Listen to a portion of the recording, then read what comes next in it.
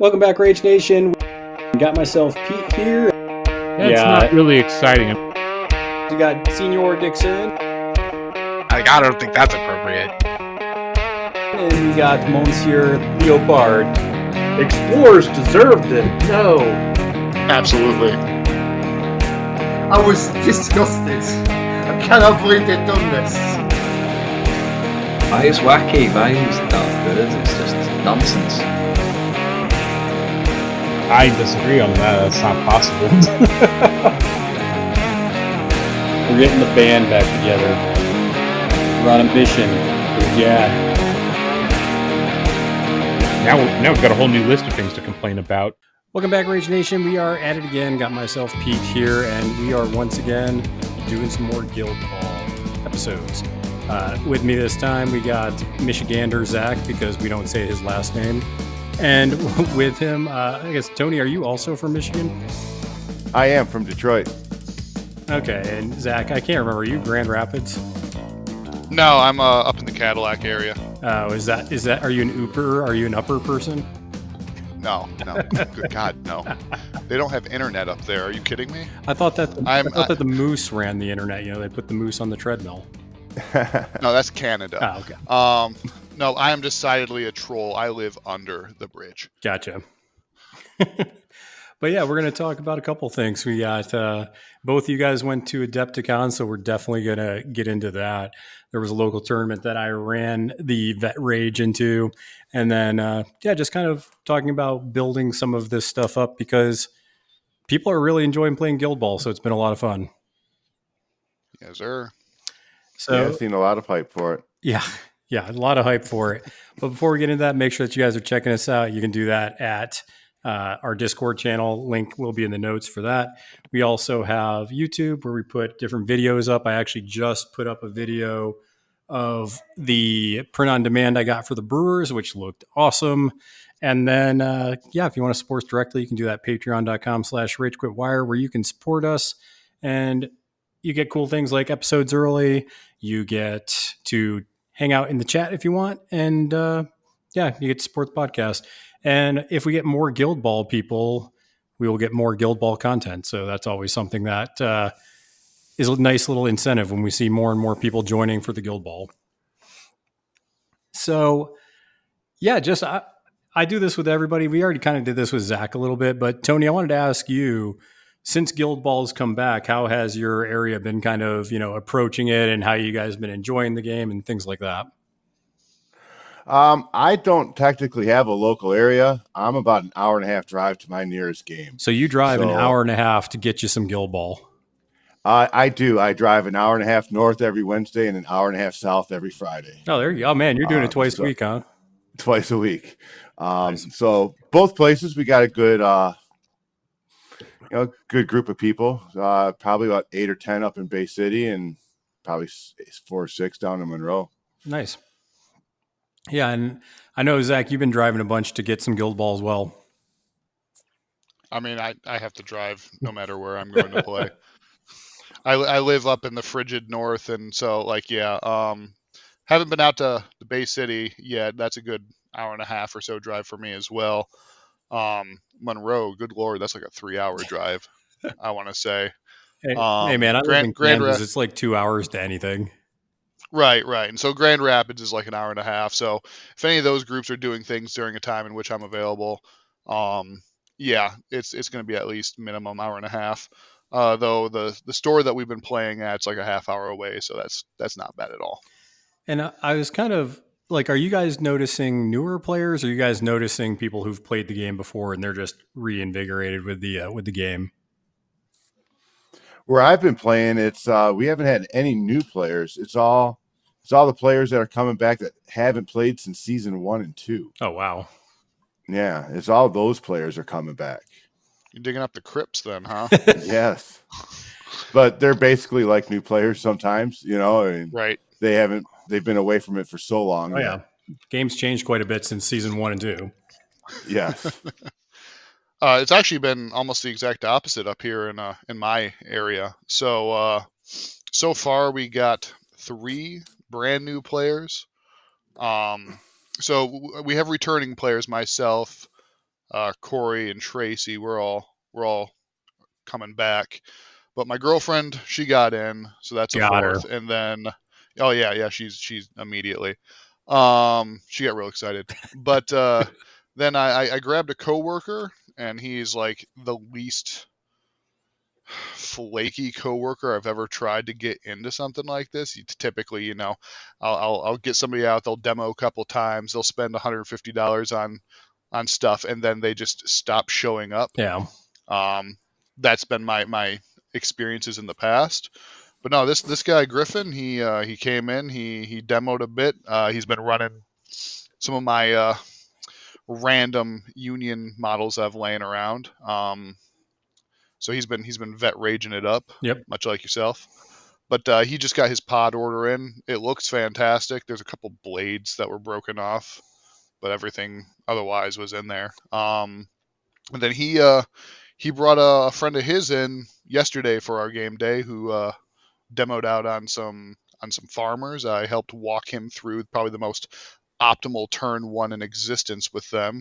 He got 2 goals and a takeout. Oh, geez. So Griffin has been kind of the punching bag for demos, but he really enjoys it. He basically he keeps saying, he's like, man, like I just enjoy like seeing how these things all work and how everybody's different and unique and cool. Yeah. So for him, he's like, oh, cool. We're planting stuff and we're picking it up and we're moving extra stuff. And he got to experience running into Grange when he has all his auras and legendary up, and that went poorly for him. Yeah, I think it's Guild Ball's an interesting game because it is one of the few games I feel like each individual model really gives you kind of like a feel and a fluff and a play style to that individual model. And anytime you switch out just even one model, it does bring a lot to the game and how the game can be played. Oh yeah. You gotta, We also saw shepherds for the first time on the table. Yeah, they're pretty Tracy nuts. borrowed my my sheps just because she had Morts previously and wasn't really jiving with the play style. I'm like, hey, Momentous 2 on 1, and she's like, sign me up. That sounds consistent. And she played it into order, and I was surprised. I honestly hadn't looked at them all that much, despite buying them. And apparently they have a bunch of ball hate, so she was having a great time. Nice. Yeah, and Tony, what do you mostly play guild-wise? I'm a pretty big fisherman player. Yeah, I was farmers until it ended. So And you guys are like fire and water then, you and Zach. Oh, yeah. We are. I actually, so I did an initial order of the print on demand when it first came available with the engineers, so I got all that. And I just got the brewers, and the last POD I have is fishermen and navs. So I'm going to be curious to see how that print goes off. So we'll see. Yeah, because those are some of the ones that were on that list of like, hey, we needed to make some adjustments. They got a lot of finicky bits, right? Fishermen always have like all these, like even the metal ones used to have a lot of really weak points on the models. So I'm not surprised. I don't have a single straight spear, harpoon, or anything on my fisherman's team. Hey, as models get older, things just tend to not work as well. I don't know what to tell you, but yeah, and they all have these like tiny spears that are just always getting bent and broken, and yeah, it's just that's the guild, right? Yep. Well, yeah, it doesn't help that half the guild's dainty ladies on 1 foot too. Yeah. Yeah, we'll see how those come out. I'm very curious. That's because I got brewers, and I even said this in the video I posted on YouTube. I didn't expect many problems with the brewers models because they're just stocky models, like just thick, boys and girls. And engineers is kind of the same way. Like some of the models that I expected to have problems with had some small problems, but yeah, I'm worried about fish. Yeah, your brewers were gorgeous. They looked fantastic. Yeah, and I didn't even clean them up or anything. Like that's just straight out the packaging. I was like, man, these came out like super good.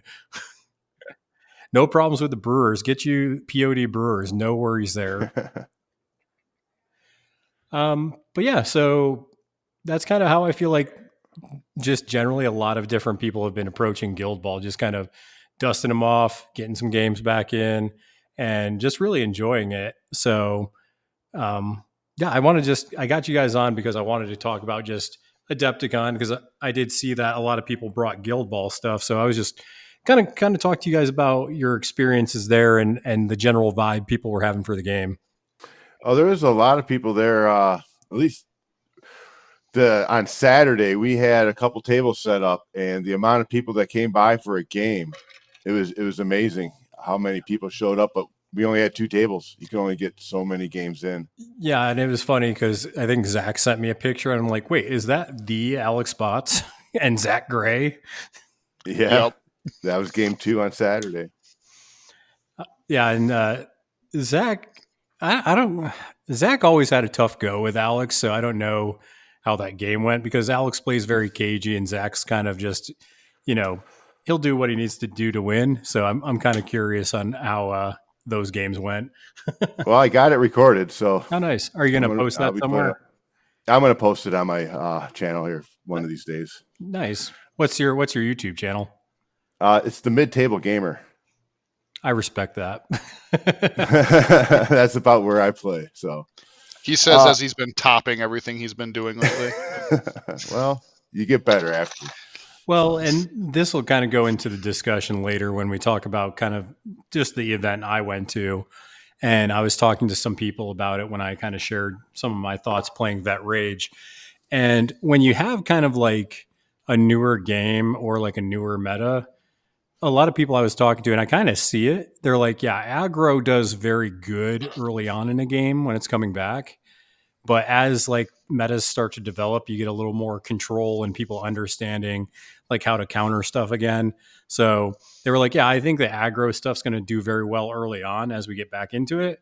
But then the control stuff will be like popular later because you'll have answers to those questions. Well, a lot of it right now, I think, is the players on Vassal. We're playing with a lot of European players. So we're playing that European style of Guild Ball as opposed to the old Chicago style we played years ago. And once the Chicago guys get back into it and start showing people how to play the control game again, I think we're going to see it a lot more. Yeah, the Chicago ball of like, I'm going to drop the ball off in the middle of the pitch where you can't get to it. And, I'm going to sit here defense 5 or 6 in cover and, just kind of take you out and, prison you and just kind of farm the crap out of you for momentum. Which, not going to lie, I was doing a little bit of that myself at this tournament. There was, I actually made one of my good friends, Brian. We played in, I guess you could call it the final because it was round 3 and we were both undefeated. And he was playing Hunters and he brought the bear and Edge was nearby. So I ended up farming the bear with Gutter and just scything blowing the bear and just also hitting and just splashing that into Edge, and Edge just horribly died. Oh, no. I haven't had an opportunity to play against Edge yet, honestly. Edge is super good. I am super impressed with that model. Like if you're never snared, seen anybody pass out snare like that. Yeah, if you have snared on a model, you might as well not even counterattack Edge because Edge gets like a built-in dodge or double dodge with like a snared model. Jesus. Yeah, it's good. So I was impressed by it. I was like, yep, that model has to die. Edge can just come in and snare from a range and snare your whole team real quick. Before you know it, your whole team is snared. Yep. Yeah, so it was definitely fun to pull off those kind of aggro tricks, but control is going to kind of come around, I think, as people get used to the game again. Honestly, I've been seeing a lot more ball teams than I'm used to. Tony and I were kind of like talking about this a little bit beforehand, but it feels like a lot of people had like the Order in particular as like a side project back in the day. Yeah. And now after coming back, everybody's like, I'm gonna play that other stuff instead of my main thing. So like I've just been seeing a bunch of people playing Order, a bunch of people playing Fish, a bunch of just ball teams, just straight up.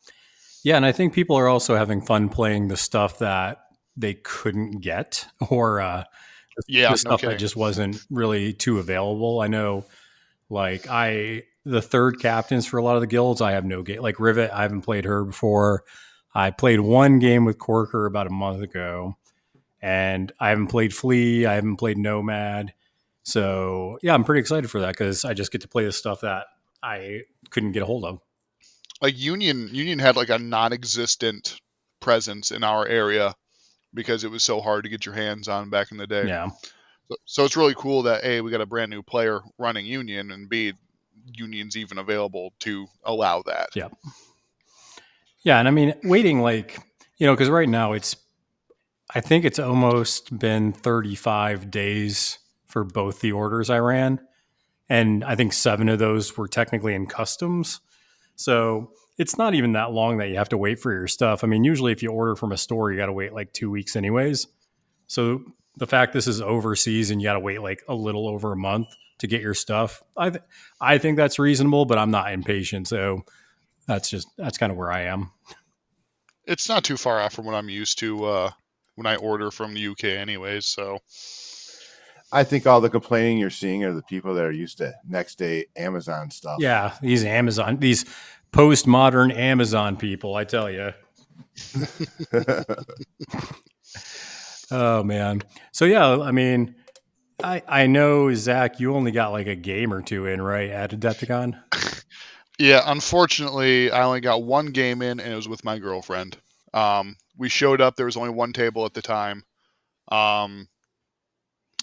It was right after Bots and Gray played. So they got up, they left. So we're like, screw it, we'll sit down and play. Played through one game real quick. And then after that, it was just a matter of like scheduling for other events and just table availability and when people were playing. Because quite frankly, if you did not have something going on those tables, like 100% of the time, if you didn't have like full-time upkeep, somebody would come up and kick you off. Yeah. Yeah. Well, that's And like, interesting. yeah, I mean, Tony can probably explain it better because I mean he was the one kind of holding down the fort up there. But So you had to like shoo people away so you could keep your tables. God, you had to kick somebody's ass just for a chair. Yeah, we had to fight for tables. Friday it was ridiculous. We didn't get a table really at all.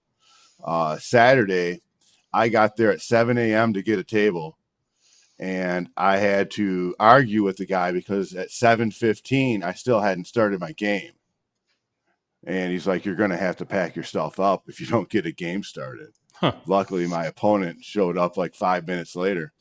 So from 7:30, between me, Michael, who was on your show a couple weeks ago, Yeah, and Zach Gray, we held those tables. We played pool hall rules. The winner gets to keep the table. So as long as you're winning, you get to keep playing.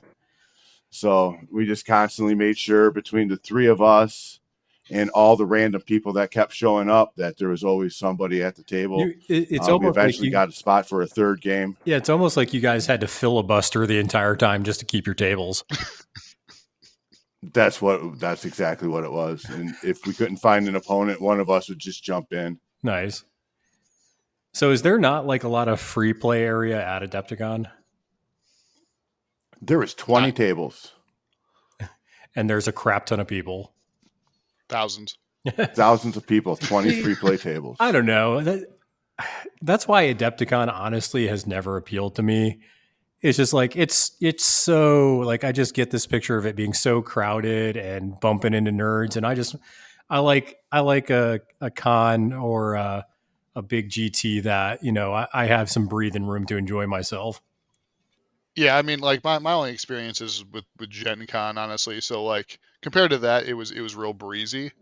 Everybody's tolerance for that will vary, of course, but I did find it strange that for like what's supposed to be like the premier tabletop wargaming con, there was not more tables for people to just play games. Yeah. Right. Unless your game had a event there and had dedicated table space to it that you could use, you're kind of SOL. Yeah, and that's what I'm really hoping happens next year. Yeah, I was going to say, I think just people bringing stuff and wanting to catch a game, because when you travel to a con, you really don't bring extra crap. So, I mean, people like legitimately were like, I want to play this with people at Adepticon. Hmm. So, I mean, that's very promising to me. Yeah, I mean, the number of people that showed up and were, I mean, like hell, just the number of people that like rolled by, like, oh shit, Guild Ball, man, blah blah blah blah blah. Like that was like a constant stream of things. There was people randomly coming up and just like giving away random Guild Ball shit. So like I know Isaac Abrahamson, he's from Michigan, right, Tony? Yeah, Yeah, he's one of ours. Somebody just randomly walked up and gave him like a full metal like cog Guild Ball 50mm like proxy. Nice. He's like, here, you can have this. And he's like, awesome. Yeah, I'm just kind of looking at the link you sent me about all these games. I'm just like, of course, Chris Schlegel was playing Rat Catchers. That's just right on brand for him. Okay, so I mean, Yeah. anything else that just I don't know if with all these games, especially you, Tony, since you were around it that Saturday specifically, but I mean, did you notice anything just or were they just kind of pretty chill games, or did you notice any kind of like common things people are starting to bring back to the game, or you see more goal scoring versus like fighting teams or control teams? I don't know. I'm just asking for general things you might have noticed. Well, like I said, I usually play on Vassal a lot, so I'm used to the goal scoring style. Mm-hmm. Getting there, playing against people like Zach, he's got that like that Chicago style to him a little bit. Yeah, and it was tough. It was tough to play against those guys, the Chicago guys, when they would show up. yeah. Everyone else was a lot of goal scoring. I played the Order 3 times, I think. I played the Order 3 times, Masons twice. So, and everybody wants to score goals with Corbelli, with the Order. Yeah, how and I haven't played against or even with Yukai before, but how is Yukai as a captain? Because I've heard people talk about tactics with Yukai, like having these double activations, because when you score a goal, your activation doesn't have to end. So, I mean, how I don't know. Have you had any games either with or versus Yokai? I play Yukai probably 75% of my games. Oh, cool. More so than Corsair. I don't play Shark at all. So it's just Corsair or Yukai.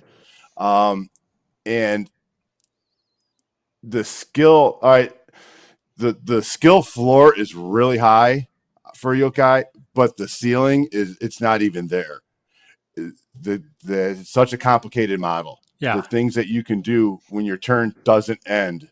It's just the little things. You saved Fathom's 2-inch acrobatic dodge for after the goal, just in case. Yeah.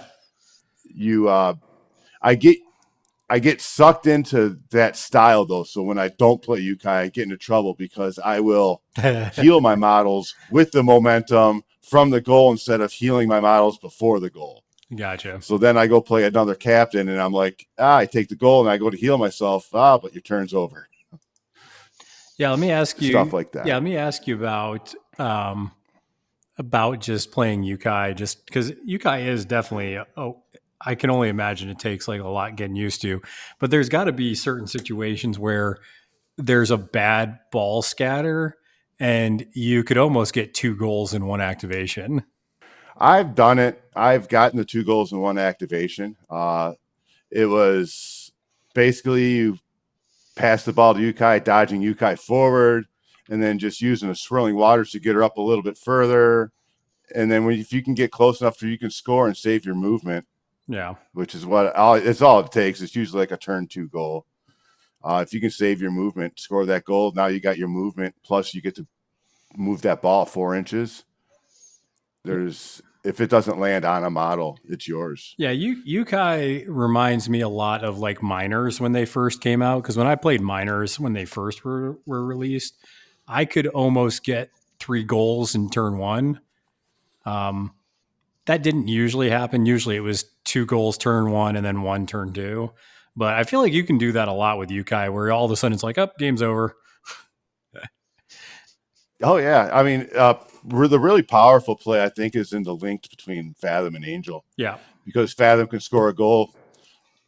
You don't have to declare linked until after the goal kick, So depending on where the goal kick is, if it's favorable to you, you link to Angel, go grab it. And Yeah, and I score like another goal. I like the small changes they did to Angel too. I thought that was pretty cool.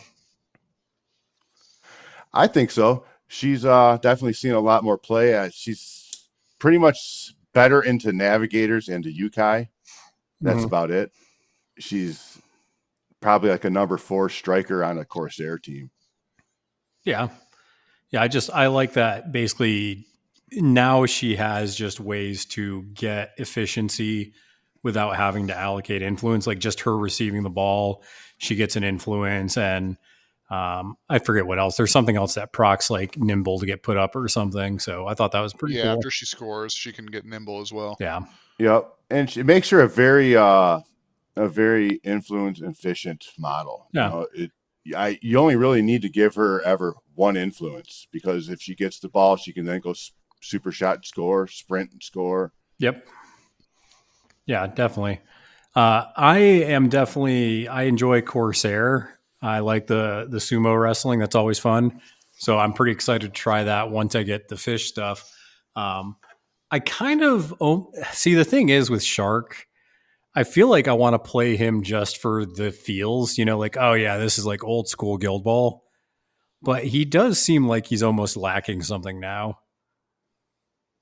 Like him losing He's gut and outdated. spring was pretty big. Yeah, he's outdated. He needs to be updated a little bit. So hopefully, if we see a season 5, we'll see some Shark love. Yeah. I mean, he's kind of just in an embarrassing spot when you compare him to other goal scoring captains. Yeah. Like how is he going to compete with Brisket and Corbelli? Yeah. Right. Like he was like the original premier goal scoring captain, and now like he's like so generic at it that like he doesn't really seem to like have, I don't know, anything special about him. Before season 4, he had gut and string, right? So he would pop his legendary, he would gut and string a couple of models, score a goal, and then knee slider out or something. And next thing you know, your opponent's team just can't move anywhere. So I mean, that was overly oppressive, but now it's just kind of like he's fine. It's kind of That weird. legendary still gets him. That is. -4/-4 movement still pretty debilitating. Yeah, if you hit it on man, I used to play Brewers in like season 3, and it was always bad when you went against Shark as a Brewer player, because you'd hit. I mean, most of your stuff's slow as a Brewer player, anyways. So you have to like pop a bunch of heroics, and you have to put some buffs out there, and then you can move like a normal person. But until then, you're just screwed.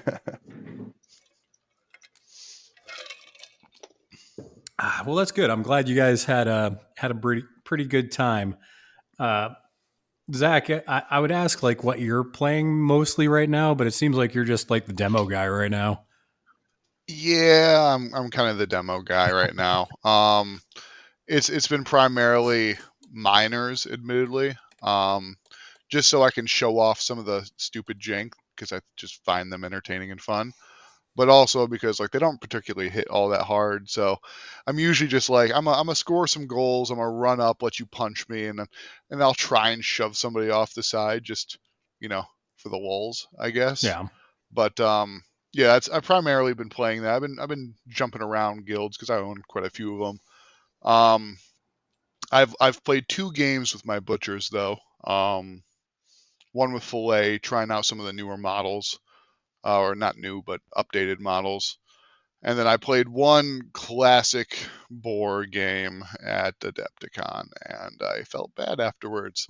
So I'm just gonna go back to the other stuff for now, and just kind of keep training up my local meta, because at this point, we're only a couple away from having like 8 in the area, and like once I have 8 in the area, I can start like doing local tournaments and have it be self-sufficient, and that's what I'm excited about, because I've never ever had that.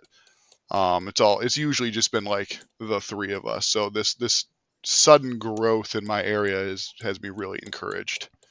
Yeah, it's an easy game to pitch and just a fun game to play. So it's not like a hard sell, right? Like we got, I think we have our Malifaux meta, and it seems like almost everybody in the Malifaux meta has like a Guild Ball, team. So we aren't actively trying to get new players, but we have a bunch of people who have stuff. So it's just kind of one of those things where it's pretty easy to kind of segue into it when you want a different game. Yeah, I mean, Scratch is an entirely different itch, right? Like, it's just so fast and agile compared to Malifaux being so dense and mental. Yeah. Right.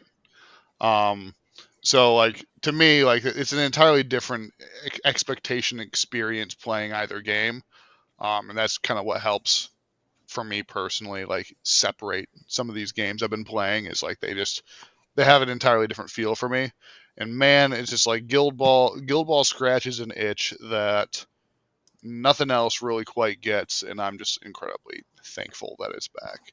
And I know Tony has been too, because like he's just been like shitting out games constantly. Nonstop. Hey, nothing wrong with that. How many games did you get in at Adepticon? I think I got 9 games in the 2 days, but 7 of them on Saturday.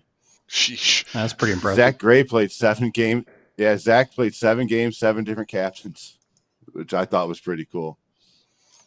Man, you just brought a bunch of Guild Ball stuff in. Well, he was borrowing everybody's too, so. Oh, okay. Yeah, so it's like, I ain't never played this before. I'm just gonna play it. Yeah, right. So I put the link in the chat to the event that I went to. We actually had like eight people in that event, and there were some like people who played like a good amount of Guild Ball, but we also had like a handful of like newer players there in this 8-person event. And I was just sitting there, casually the person with a podcast throwing down Vet Rage on the table. That's so mean. Is it? Is he good? Is Vet Rage good? I reckon he's all right. I tell you what, my actual hardest game was the first round I played against a blacksmiths team. Oh, and yeah. Man, that was just a fighty, brawly, tough game to play. The only reason I won that game is because I received the ball, so I kind of like, kept it back a little bit. But also I made the blacksmith player kind of come to my side of the table. And I kind of fought around this cover that was kind of near my half. So it was just kind of just this scrum the whole game, just fighting in the middle of my basically side of the pitch. So it was a very grindy game. I actually ended up losing Rage and Harry in that game. Yeah, honestly, like blacksmiths, like getting them to come to you is really beneficial. Because I mean, if you let them just bubble up and you go to them, you're probably going to lose that fight. Even though, like, I got a couple of takeouts eventually, but man, there was one point where I think it was Cast and there was another apprentice, but I was just like, man, I forgot how hard these stupid apprentices can just beat the crap out of you. It was not good. That's how I think Rage took like 8 to the chin in like one swing. That sounds like Sledge. No, I was surprised. It was Cast. I think Cast has like 6 on the top end or something. Okay. And I was just... So they wrapped? Yeah, and I just was not expecting it. Plus he threw Tooled Up on somebody. And I was like, oh, this is bad. It's funny. Like one of the last blacksmith games I recall playing from way before, I couldn't break through their bubble at all, and I think I actually ended up winning that game with 3 goals. Yeah. Even though I'm playing butchers, because like I'm like, screw it. Like, what else am I going to do? Yeah, I'm just going to have Brisket and Cinnamon steal the ball. Cast has a momentous 6, so she was doing 7 damage on the top end. Jesus. Yeah, I was like, I don't remember Cast doing this much damage. What the crap happened? Yeah, it gets crazy when they get like instruction and all that stuff too. Yeah, and this was the first time I played against Culverin and Cutlass, which once again, they're fun. I was surprised Cutlass had 6 damage on the top end. I'm like, yeah. You look at that you look at that apprentice and you're like, oh, this must be like some kind of support, fun loving squatty. And it's like, no, she has, 5 and 6 damage on the top end. It's like, good Lord. Yeah, she's firing cannonballs at you through Colvarian and rapping for 9 damage. Yeah, because I Spy was getting put out and then tooled up, and I'm just like, what is happening right now? But once again, luckily I was able to abuse Anvil. Anvil was definitely the target for my Scything Blow setups to kill all of the apprentices. Makes sense. Yeah. Gotta abuse those low defenses. Oh yeah, because he was like knocked down with snared because I brought Minx, and I was just like, yep, I got like 20 dice here, and I'm just going to Scything Blow everybody. Was this before or after the errata? This was before, technically. Okay, so it was before she got back to the Shadows back and her damage was adjusted. Actually, no, it wasn't. It was actually right after it, but I totally forgot about Back to the Shadows like the entire game. Fair. But yeah. So she clearly felt fine then. But yeah, Blacksmiths, it's like bring as much anatomical as you can and just try not to. The cool thing is, though, since I brought Harry, I was able to push like the apprentices and the masters kind of apart from each other, so they didn't benefit too much from each other. So it's kind of one of those things where, even though you kind of forget some of the specifics, I was still remembering like, hey, you don't want these models together. Right. Very important. The definitive bubble team, those ones. Well, blacksmiths are always cool because it's not even like a bubble team. It's like they can like be pairs instead of like a giant bubble. But then when you bring those pairs together in a giant bubble, it gets even worse. So, it's compounding interest. Yeah. Yeah. So that was actually I feel like my hardest game because it was just, man, I forgot how hard those blacksmiths can just smack the crap out of you. It's always nice when your first game is the toughest one. Yeah. Yeah, I mean, I played another guy who's really cool, but he played Honor, but he never played against Union before, and I was like, oh, sweet summer child, this is not going to be good. Yeah, I see you 12-0'd him. I tried to give him points, but it's just, I tell you what, one thing that never changes is Mist being a freaking hot mess and missing goals. Oh, still happens. I don't know why.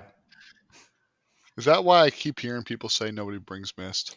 I mean, they do because Mist is a good scorer, but I don't know what it is. Just Mist misses more goals than any other model I've ever brought in this game.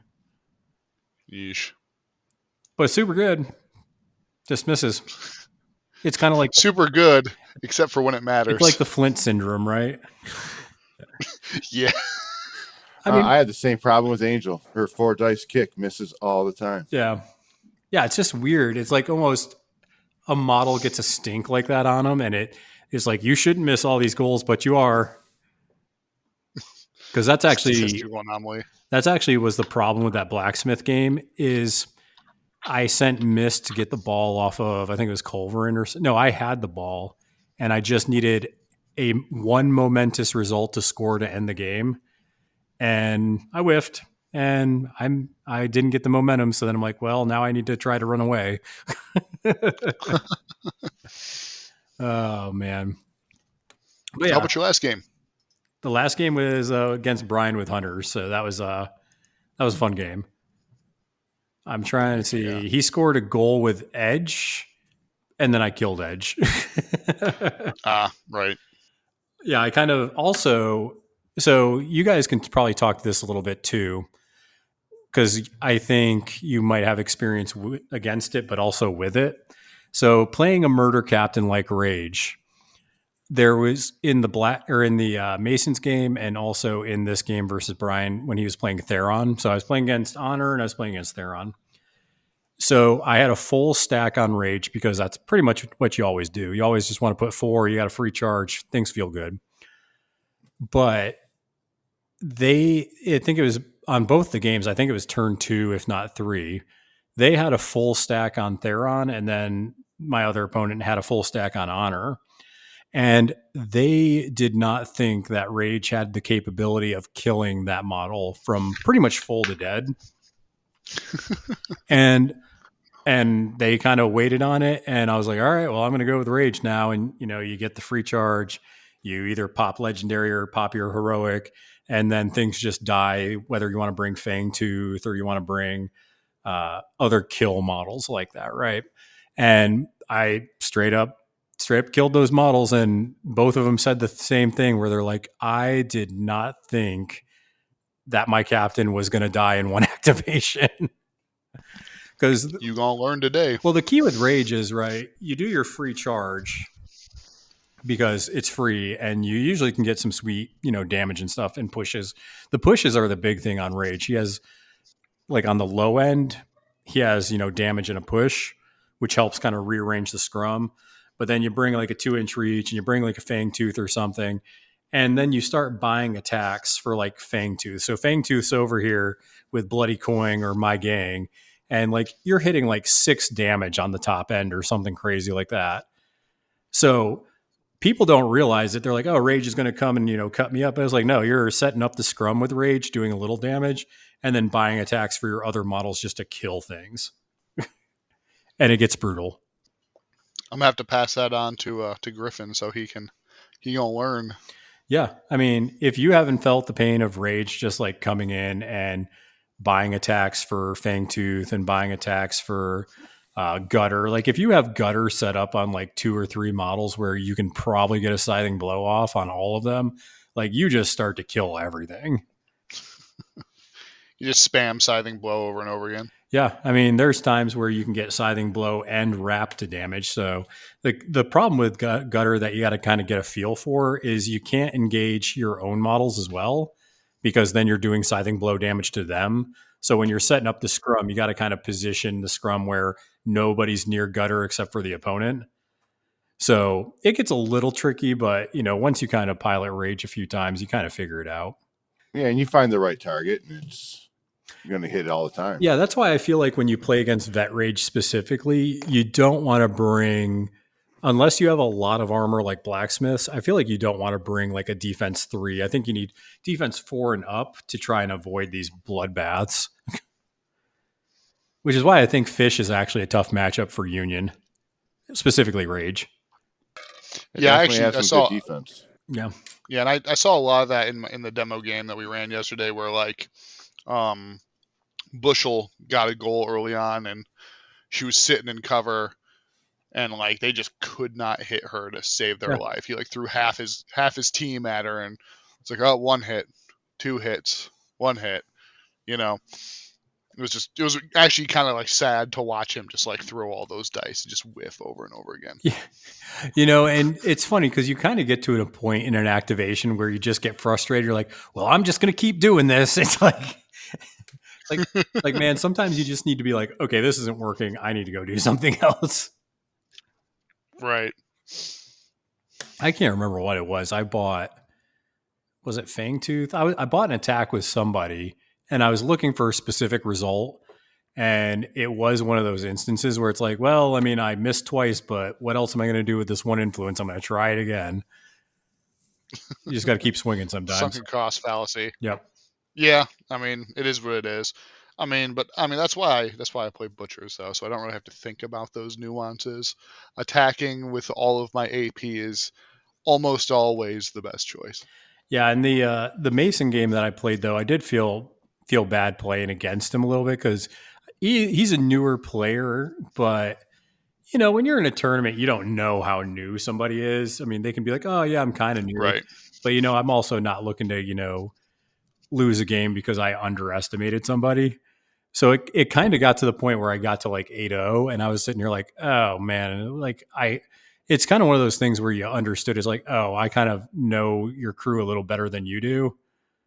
And yeah, because like he brought the monkey, but I basically just locked the monkey down so he couldn't countercharge. And I was just using different models with anatomical to get through all the armor crap. And plus there was, he made a mistake where there was a piece of terrain and he kind of split his Mason's crew. So that allowed me to take most of my team to just kind of attack that side. so I didn't have to deal with like Granite because she kind of went that way. So yeah, I was like, yeah, as a Mason player, you generally don't want to split up. Right. Which Funny how like yeah, good. go ahead. I lost my train of thought. I was going You're to good. say, and that's one of the things I actually like about Guild Ball, just that you get rewarded for playing your guild kind of the way it's designed to. And if you don't play it to their strengths, you tend to struggle a lot of times. So, if you're playing a bubble crew like Masons, it's like, yeah, you kind of need to stick to that style. Otherwise, you're going to struggle. And same thing with, Vet Rage. I'm like, okay, well, I want to push and engage with multiple models. Otherwise, I'm not getting the optimal plays that I would if I'm doing stuff like knocking you down and other things I don't want to be doing. Just like Fish, you want to score goals, unless you're playing Corsair. Yeah, stay away from the scrum. I play Corsair as a 3-0 captain. Do you? Yes, I do. Oh, see, if I play Corsair, I just want to throw models off the pitch. That's fun to do, but I try to play him as a 3-0 captain. I try to do every one of my games with 3 goals. Yeah, for some I reason. guess my reasoning is. Yeah, go I ahead. guess my reasoning is that third goal is so hard to find, and just trying to find goals was kind of a new thing to me because I played farmers up until this, so it was just beat, score 1 goal. Yeah. So trying to find all these goals is really difficult. So playing Corsair as a 3-0 captain, I think, has improved my game because I'm really seeing where the goal runs are all over the place now. Yeah, and Corsair actually get Corsair to the center. He's like a 4-8 kick, right? Yeah, 4-8 kick, and he can steal the ball from you from 6 inches away. So if you can get him to center field, he's a total goal threat. Yeah, I got to get back into engineers, which I'm kind of wanting to play Brewers next, but engineers are kind of the same way where you can really find the ball in some really interesting situations with like different engineer models. I've been playing into engineers the most probably since we've been back, and there's some crazy games. What between Spade and Nomad, the goals that I've seen are crazier than just about any other goal team. Yeah, and I'm really excited to put Nomad on the pitch just because his threat and stuff he has a cool legendary. He's also very flexible, like in what you can do with him. Because he can score goals, but you also can just increase his move, his tack. He just seems like a very flexible model. Yeah, if you kick with him, he's like a first activation goal threat if you don't hide that ball immediately. Yeah, I mean, how terrifying is that where you have like Nomad, they bring like velocity and they bring Spade. So you just have these like 3 dynamic like threats to the ball. It's fast goal scoring. Because basically I've been seeing kick with Nomad, steal the ball and score. The Spade can score at will. Yeah. So there's 2 goals your first turn. Yeah, and then you bring like Pin Vice and she's hunting down the ball. Yeah. So it can get pretty crazy with them engineers. Yeah, I'm kind of curious because I've been talking on the Discord with a lot of the engineers people, and a lot of them seem kind of down on Ballista. And I'm just like, man, I kind of, I like Ballista a lot. Like, he's a fun captain. I do miss his legendary, though. His legendary used to be better because you not only got the effects of what it does now, but whatever was in the ball path got knocked down. So it was just this line of just knocking down models and increasing your ball scoring range. It was good fun. My friend Derek's Ballista play is the reason I started playing Corsair as a 3-0 captain. Oh, yeah? Yeah, because he just kept, even though Corsair's sturdy, he knocked down the rest of the team, and he would just was it floor bolt that he's knocking people down with Ballista. Then Salvo comes in, floor bolts, and then he plays Hoist, who comes in and true replicates floor bolt. Yeah, the deadbolt just to knock him down, do 3 damage. You push him. Deadbolt, that's what it is. Yep, and then you hit him with the breach.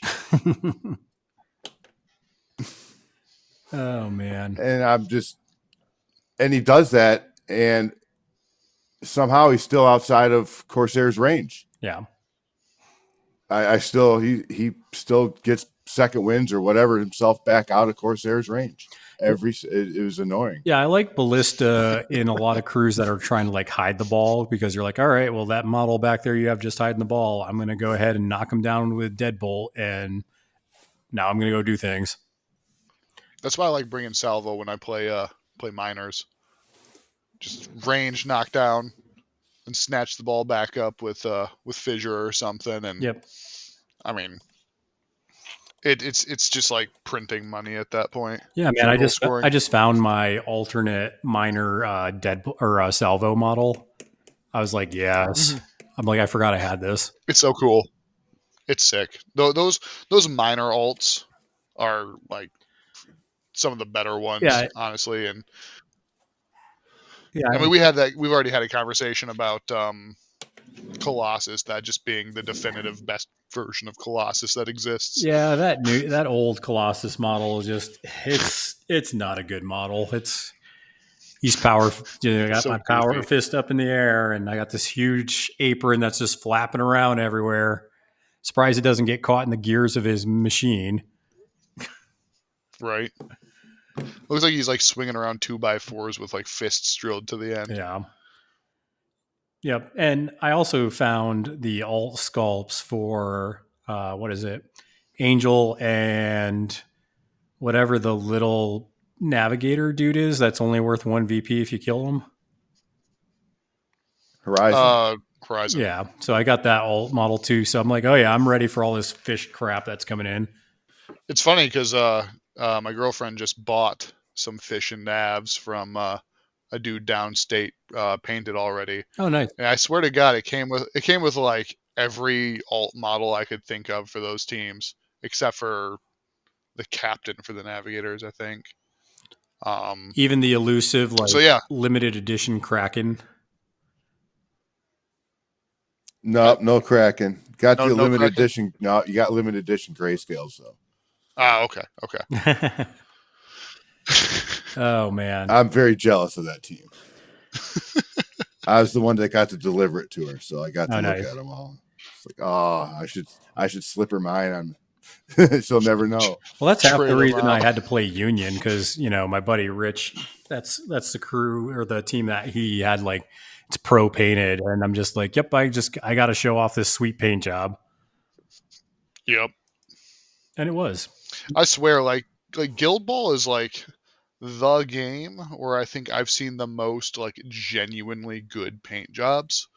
Because I mean, I've played lots of Malifaux and everything, but like for whatever reason in Guild Ball specifically, it seems like people go like out of their way to make sure they have incredibly painted models. So like it's funny, like even like in my local area, like we all have stuff that was like pro painted, Nice. basically, and I don't know why, but for whatever reason we just feel compelled to make sure our stuff is like really nice. Yeah, I mean, you have 6 models on the pitch. That's what I was going to say. In Guild Ball, you don't have as many models to paint, so you're going to do an extra special job of painting them, as opposed to my thousands of orcs. Well, plus each model has so much flavor to it, right? Because it is its own specific person or animal or machine. So I mean, it has its own character into it. So I feel like a lot of people like to bring that out. Absolutely. Yeah, there are no rank and file kind of models. Everybody's a special character. So. Yeah, because even in Malifaux, that it's a skirmish game, you still have some models where it's like, okay, yeah, this is just like a minion, and there's 3 of them, or there's 5 of them, and yeah, I'm going to use them, and they're cool, but who cares about them? They're going to die anyways. Right. Well, one thing I want to ask before we finish this thing up in a little bit is, so a lot of people coming back to the game, a lot of new players coming into the game. Yeah, are there any general tips or tricks or things in the game of Guild Ball that maybe you guys would recommend for newer players kind of coming in? I would recommend to a new player learning how to play on the clock as soon as you can. That's just me personally. If you have any intentions of playing in any kind of tournament, Yeah. which I think is the most fun part of Guild Ball. And honestly, like it's really not that difficult to actually play and get within clock time.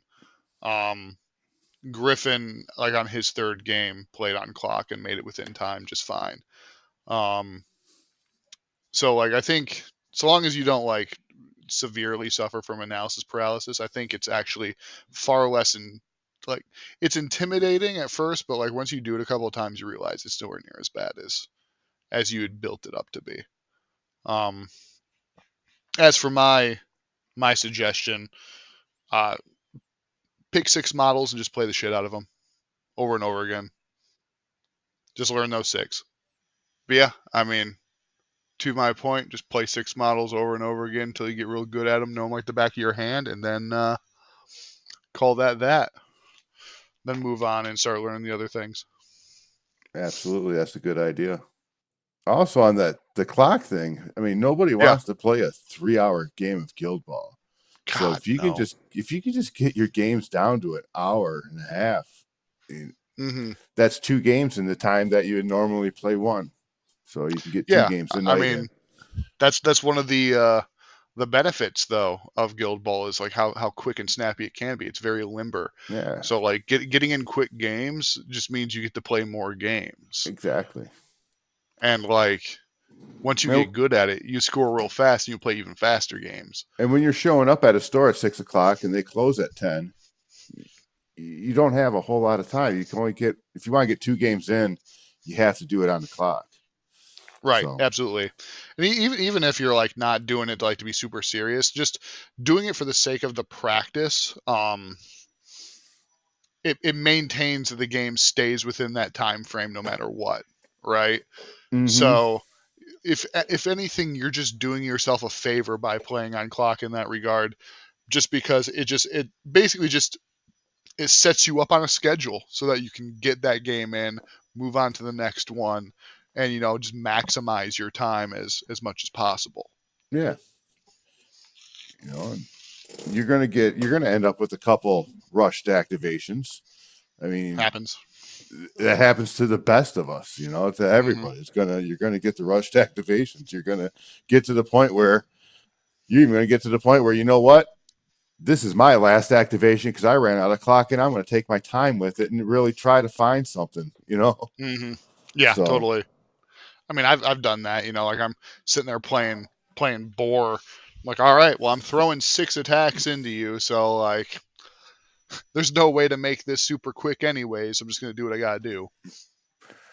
Yeah, and I can't just quickly roll the dice. That's 3 hits. That's 4 hits. You got to be able to see them. I got to show them to you. Right. Look, there's 4 hits here. Yeah, nobody likes rushing through 7 attacks, right? Right. Momentous 4, momentous 5, momentous 4, momentous 3, momentous 2. Did you get that? What? Nope. Nope. I don't know what's going on. I don't know what's going on at all because I am rushing through and the TO is looking at me all angry like. Right. So everybody gets those games, but it's just a matter of just speeding the games up, I think. Because that's the problem we're having in Bay City is that the games are they can only get 1 game in.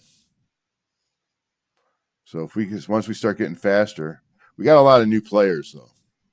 For sure. I'm gonna message Pete real quick since the captain of a ship abandoned ship before we finished recording. But if for whatever reason this is able to get saved, thanks for listening to us talk nonsense about Guild Ball. And thanks for listening to Rage Quit Wire, do all the socials, all the other nonsense. Pete would really appreciate it if you give him $1 each month. And thanks. I think I'm going to sign up and give him $1 each month. Yeah, I'm going to do that as soon as we're done. Yeah, I've been a patron for years now. Actually, funny enough. Yeah, I don't really think I take advantage of it nearly as much as I should. I think I spend more time actually on the podcast than in situations where I could sit here and listen. But if there's more Guild Ball stuff, it's definitely worth the money. Oh yeah, yeah, and I think he intends on being like one of the premier Guild Ball podcasts. Most of the other guys, I mean, they've been putting stuff out too, but Pete's pretty consistent about it, you know. Yeah. No, I listen to them all the time, even if it's about Malifaux. Right? I don't play Malifaux anymore. But You're back to your favorite game. I am. I'm so happy.